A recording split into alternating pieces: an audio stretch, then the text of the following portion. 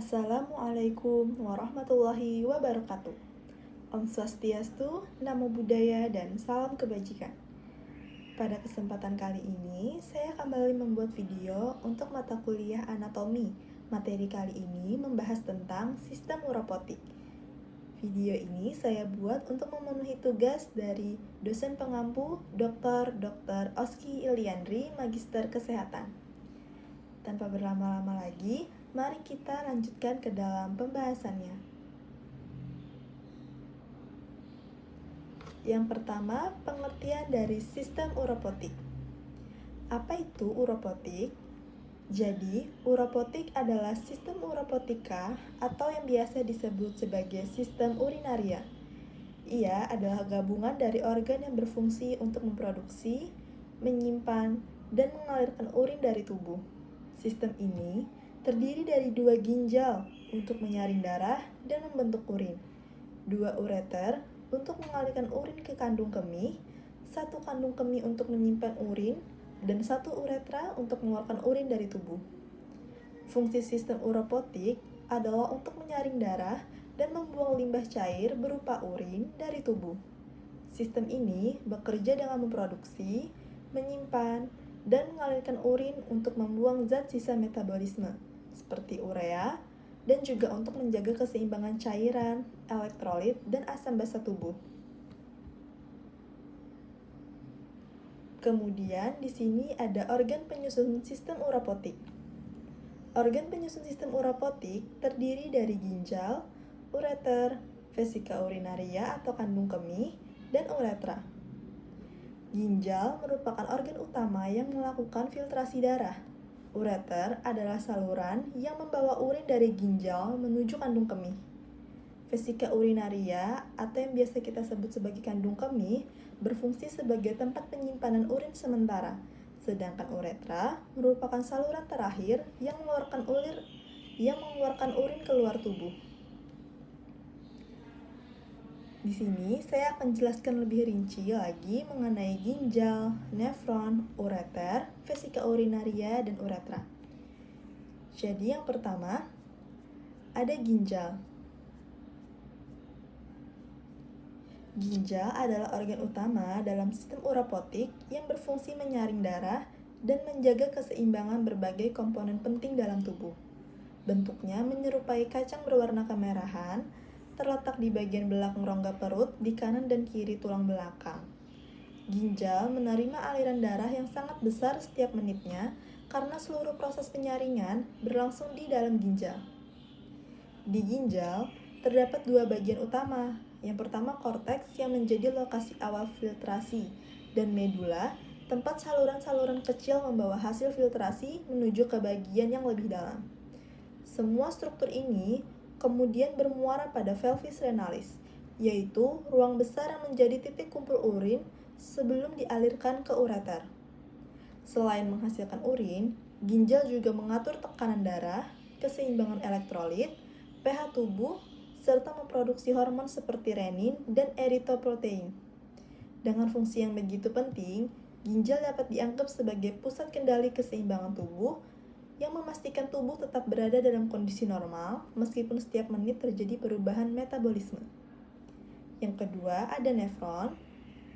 Nefron adalah unit fungsional terkecil, namun paling penting dari ginjal, dan setiap ginjal memiliki sekitar 1 juta nefron. Disinilah proses pembentukan urin terjadi secara bertahap dan sangat teratur. Nefron terdiri dari beberapa bagian yang masing-masing memiliki tugas khusus.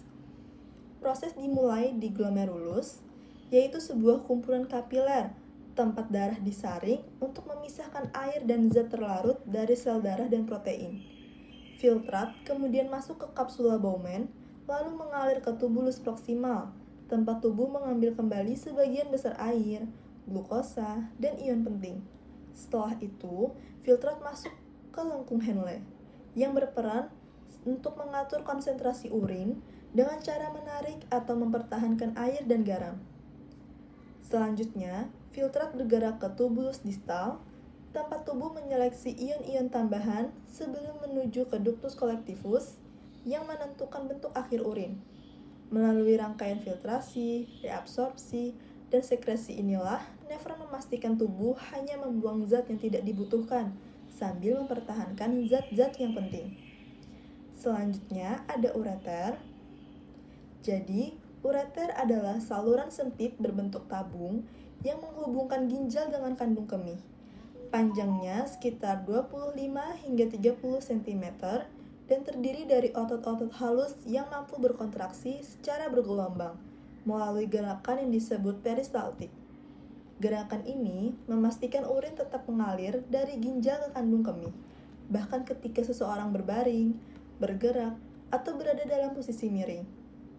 Ureter masuk ke kandung kemih melalui sudut khusus yang dilengkapi mekanisme seperti katup untuk mencegah aliran balik urin ke ginjal. Fungsi ureter tampak sederhana, tetapi menyebabkan infeksi atau kerusakan ginjal apabila terjadi aliran balik dari urin ke ginjal. Tanpa ureter, urin yang sudah diproduksi ginjal tidak dapat sampai ke kandung kemih, sehingga seluruh sistem perkemihan tidak dapat berjalan dengan normal. Selanjutnya ada vesika urinaria. Jadi, vesika urinaria atau kandung kemih adalah organ berongga yang berfungsi sebagai tempat penampungan sementara urin sebelum dikeluarkan. Organ ini terbuat dari lapisan otot halus yang fleksibel sehingga dapat mengembang ketika terisi urin dan kembali mengecil setelah dikosongkan. Saat urin dari ureter masuk ke kandung kemih, dinding kandung kemih perlahan meregang tanpa menimbulkan rasa ingin buang air kecil karena masih dalam kapasitas normal. Namun, ketika jumlah urin mencapai batas tertentu, biasanya sekitar 300 hingga 400 ml, reseptor regang di dinding kandung kemih mengirim sinyal ke otak bahwa tubuh mulai membutuhkan untuk buang air kecil. Otot utama yang berperan di kandung kemih adalah otot detrusor, yang akan berkontraksi saat proses miksi. Kandung kemih juga memiliki mekanisme pengaman berupa katup di pangkal ureter yang mencegah urin mengalir kembali ke ginjal. Semua struktur ini bekerja agar proses penyimpanan dan pengosongan urin berlangsung lancar dan aman bagi tubuh. Dan yang terakhir ada uretra. Jadi, uretra adalah saluran yang menghubungkan kandung kemih dengan dunia luar dan merupakan jalur terakhir bagi urin untuk keluar dari tubuh. Meskipun ukurannya terlihat sederhana, uretra memiliki peran penting karena harus menjaga keseimbangan antara menahan dan mengeluarkan urin sesuai kebutuhan. Saluran ini dilengkapi dua struktur pengontrol, yaitu sphincter internal yang bekerja otomatis dan sphincter eksternal yang dapat dikendalikan secara sadar. Ketika kandung kemih penuh, sphincter internal mulai berelaksasi, tetapi sphincter eksternal masih menahan urin sampai seseorang memutuskan untuk buang air kecil. Pada saat miksi, otot detrusor di kandung kemih berkontraksi, sementara sphincter eksternal ikut berelaksasi, sehingga urin dapat keluar dengan lancar. Uretra memiliki panjang yang berbeda antara pria dan wanita. Pada wanita lebih pendek, sehingga bakteri lebih mudah masuk, menjadikan wanita lebih rentan mengalami infeksi saluran kemih. Uretra bukan hanya sekadar saluran, melainkan bagian penting dari sistem kontrol tubuh dalam menjaga kenyamanan dan kesehatan saluran kemih. Sebelum kita masuk ke kesimpulan, saya akan menjelaskan sedikit mengenai komposisi urin yang normal. Jadi, urin yang sehat itu mengandung 95% air dan 5% zat terlarut seperti urea, kreatinin, asam urat, dan elektrolit. Urin normal tidak mengandung protein, glukosa, maupun sel darah. Jika ada salah satu di antara hal tersebut, itu menandakan terjadi gangguan pada ginjal atau metabolisme tubuh. Dan proses pembentukan urin itu terdiri dari 3 langkah utama. Dia terjadi di nefron, dan 3 langkah utama ini yang pertama ada filtrasi glomerulus. Jadi, darah masuk ke glomerulus dan disaring, sel darah dan protein besar tidak bisa lewat, tetapi air dan molekul kecil dapat masuk ke kapsul Bowman. Inilah yang disebut sebagai urin primer atau filtrat glomerulus. Yang kedua, ada reabsorpsi tubular. Jadi, di tubulus, tubuh menyeleksi kembali zat-zat yang masih diperlukan, misalnya glukosa, asam amino, ion, dan juga air. Sebagian besar filtrat dikembalikan ke darah. Jadi, tanpa proses ini, tubuh akan kehilangan banyak zat penting. Dan yang terakhir adalah sekresi tubular. Pada tahap ini, tubuh secara aktif membuang zat-zat yang masih tersisa, seperti ion hidrogen, kalium, amonia, dan sisa obat-obatan. Tahap ini membuat komposisi urin menjadi lebih tepat sesuai kebutuhan tubuh.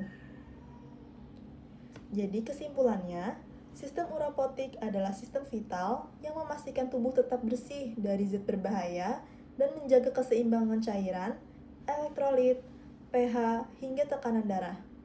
Ginjal adalah pusat utama proses ini, sementara ureter, kandung kemih, dan uretra bekerja mengalirkan, menyimpan, dan mengeluarkan urin.